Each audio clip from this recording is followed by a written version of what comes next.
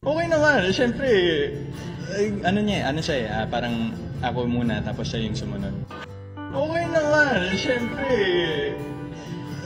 ano niya, ano siya parang ako muna tapos siya yung sumunod. Ramdam talaga namin ang inyong tuwa at pigil-kilig Box Office King Day.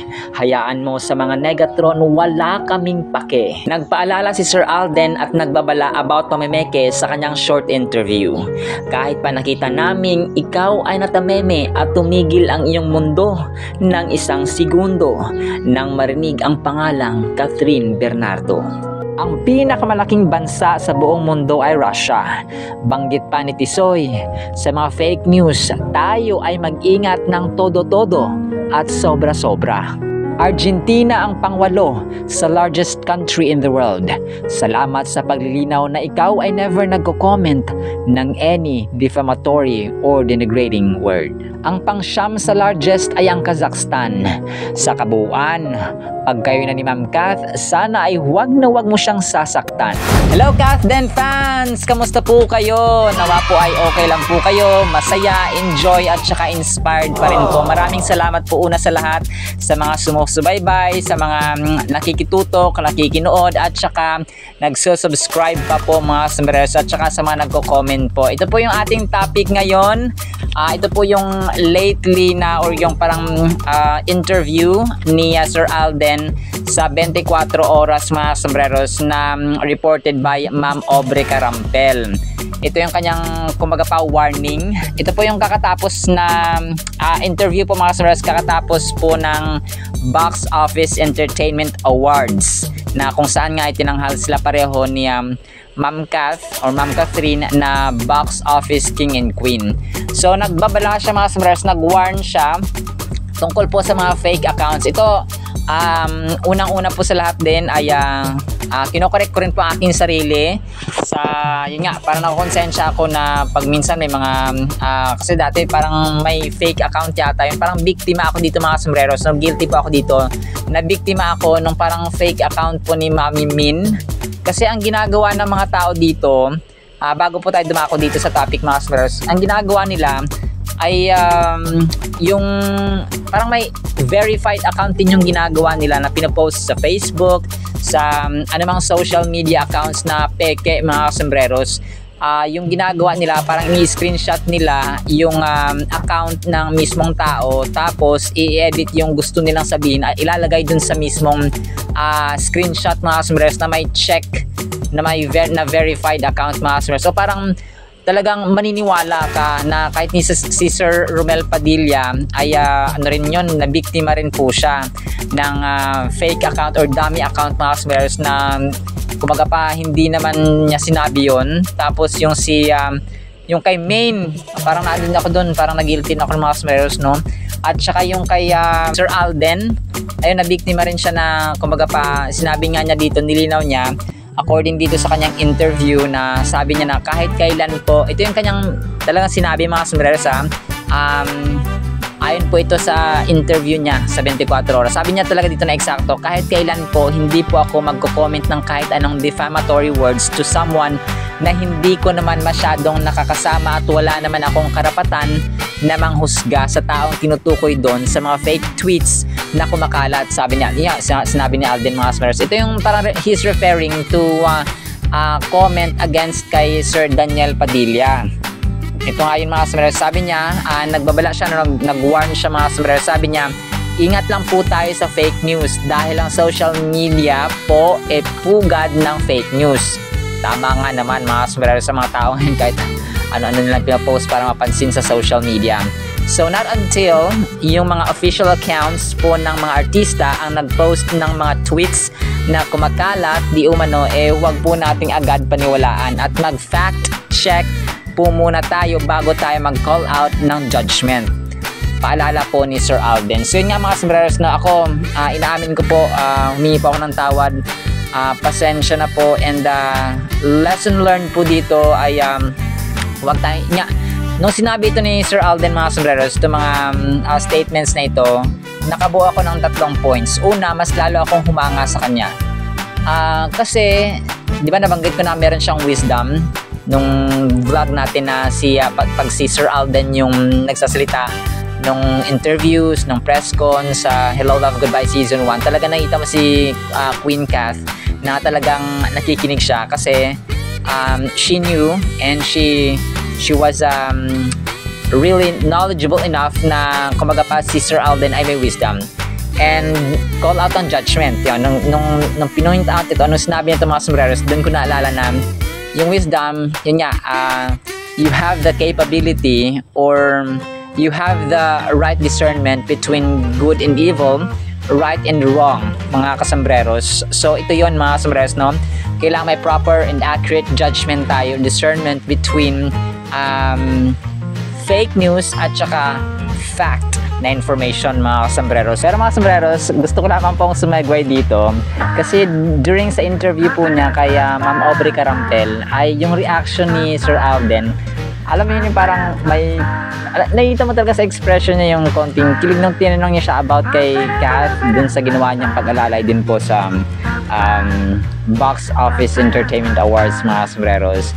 Ay, panoorin niyo ito mga sombreros, panoorin niyo yung kanyang reaction kasi alam mo yung parang nasi speechless siya, parang alam mo yun, iba may ibang dating talaga mga sombreros, iba yung kumbaga pa patawarin sana ako pero iba yung kumbaga pa yung may something yung kanyang response dun sa dun sa question about kay Kath na Swears. Panoorin natin mga Swears. Nang tanungin namin si Alden, matipid ang sagot ng Sparkle Star. Okay naman, syempre, ano siya eh, parang ako muna tapos siya yung sumunod. Hanggat maaari, ayaw na raw munang magsalita ni Alden dahil mas gusto raw niyang personal and private ang tungkol sa kanila ni Catherine. 'Di ba? Iba yung dating mga source, iba yung parang response, parang ano, may konting kilig, may konting kiliti, may konting sweetness, may konti talaga mga source, may konting something na patawarin nawa tayo mga source. Pero panoorin niyo ulit mga source yung clip.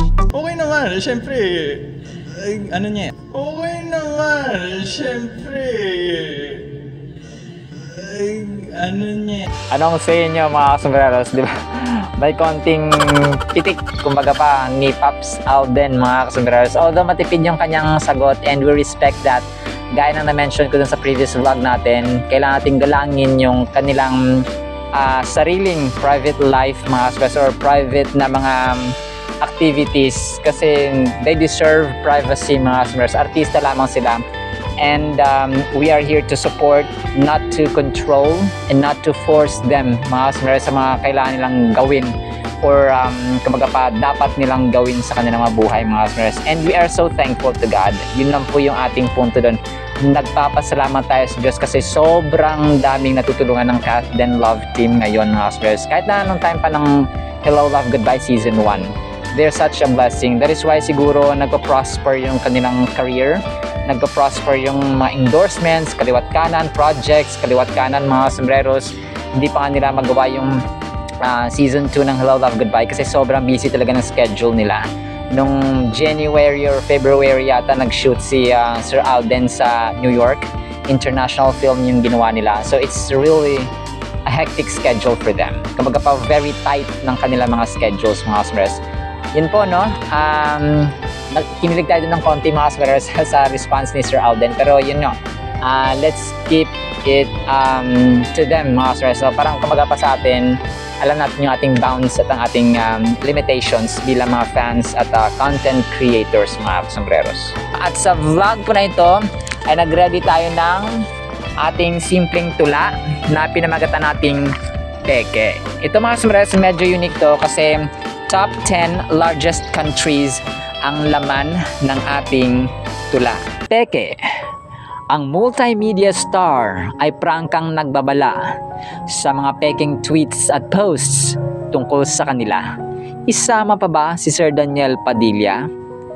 Hindi rin ugali ng may bahay sa Laguna ang maging closean sa hindi gaanong nakakasama. Nagpaalala si Sir Alden at nagbabala about pamemeke sa kanyang short interview. Kahit pa nakita naming ikaw ay natameme at tumigil ang iyong mundo ng isang segundo nang marinig ang pangalang Catherine Bernardo. Ang pinakamalaking bansa sa buong mundo ay Russia. Banggit pa ni Tisoy, sa mga fake news, tayo ay mag-ingat ng todo-todo at sobra-sobra. The second biggest country in the world ay Canada. Mga cast ng Hello Love Goodbye, shooting, at next chapter ay dito yata kukuhaan at ibibida. The third largest country in the world is China. Mas mainam sana kung information natin ay pa-fact check at hindi lang kinuha sa chika-chika. United States of America ang fourth largest. Kath Den Love Team, kung magpakilig kayo, ang level ay to the highest. Panglima sa largest ang Brazil.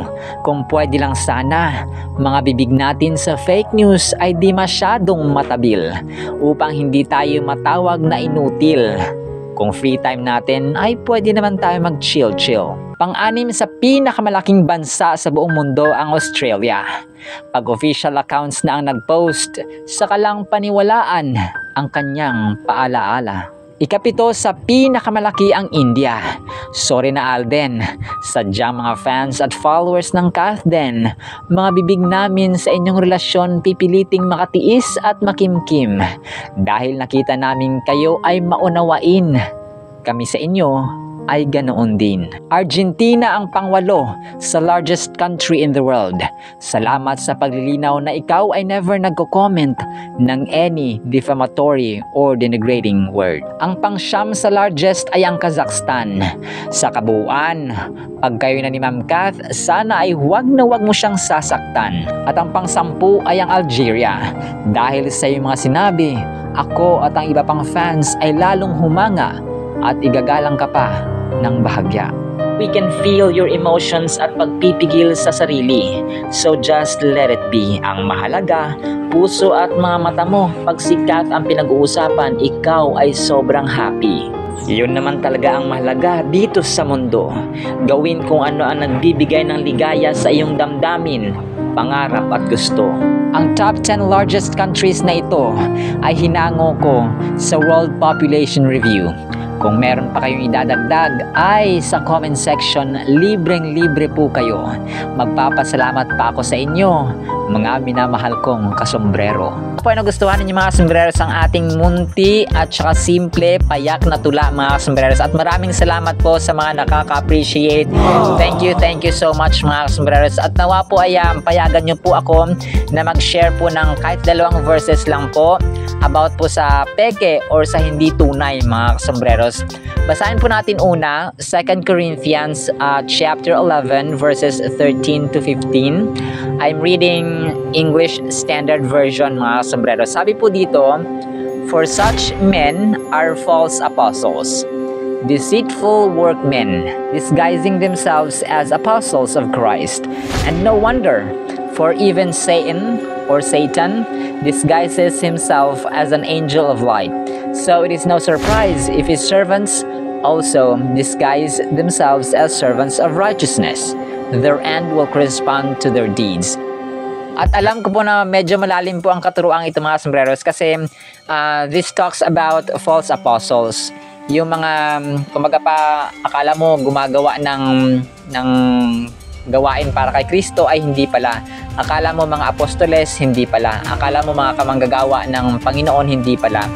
Although malalim ito mga sombreros, and this is specifically speaking to the Church of Corinth. Si Apostle Paul po ang nagsulat na ito mga sombreros, talking to the false apostles and false prophets na involved or na-involved dun sa church sa Corinth or Corinthians in general. Pero yun po, no, si Satan po ang ama ng pang-disguise, panlilinlang, at saka pandaraya, mga sombreros.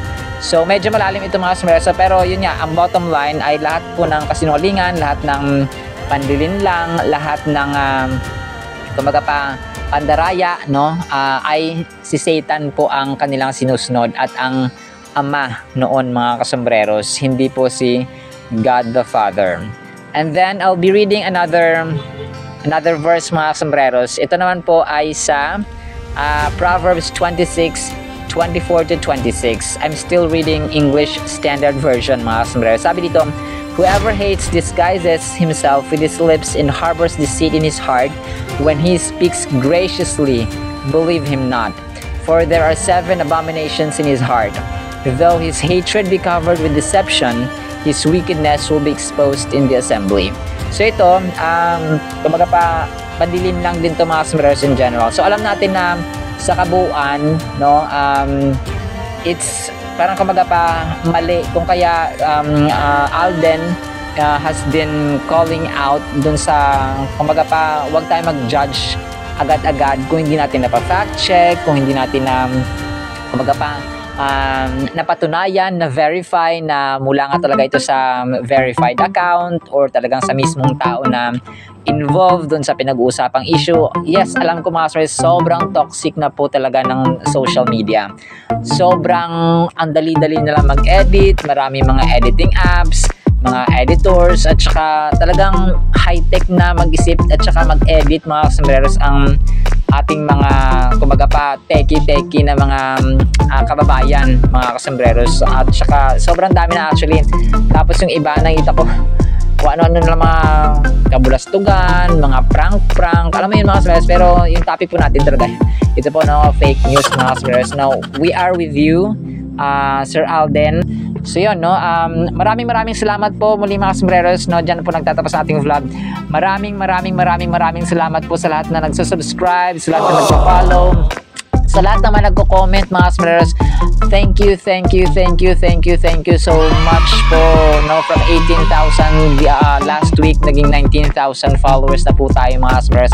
Maraming salamat po Kathden fans. Alam niyo po minsan naiiyak po talaga ako, literal na naiiyak kasi sobrang naging blessing talaga ang Kathden na tandem mga sombreros. Kung kaya sinasabi ko sa sarili ko na as much as possible nag-share tayo ng gospel ni Lord. Hindi man po tayo perfecto, pero I'm sharing you the good news. I'm sharing you the joy, the happiness that we can gain from the Bible na hindi kayang i-offer ng mundong ito, no? Nag-share ko, hindi ako perfecto, pero yun nga, sabi ko, kung walang gagamitin si Lord, kung hindi ako, sino, di ba? At least ginagamit natin yung ating social media platforms, yung ating mga streaming platforms like YouTube, na para sa para sa learning, para sa wisdom, para sa hindi lang tayo nabubusog ng kumbaga pa entertainment, ng leisure, ng updates, ng alam mo yun, hindi lang po tayo puro showbiz mga kasombreros. Dapat may natututunan din po tayo, kasi ako rin po mismo unang natututo kapag nag-share po ako ng dito ng learnings, ng wisdom, at saka ng mga trivia, ng kaalaman, at saka English vocabulary mga source. Kaya na ito yung tula natin by top 10 largest countries in the world. So ako rin mismo nare-refresh kasi high school pa lang talagang basa po tayo mga source. Pero po, no, masyadong mahaba, masyadong maraming sasabi si Kasumbrero Dennis. Pero po mga source, maraming salamat po, and see you sa next segment, see you sa next vlog. Bye-bye, paalam po. Bye-bye, ingat po kayo sa trabaho, sa klase, sa bahay, sa pagtulog, no. God bless po, pagpalain po kayo ng ating Panginoong Jesus at ang inyong buong pamilya. Bye-bye po, God bless, bye-bye. Bye-bye po, bye-bye.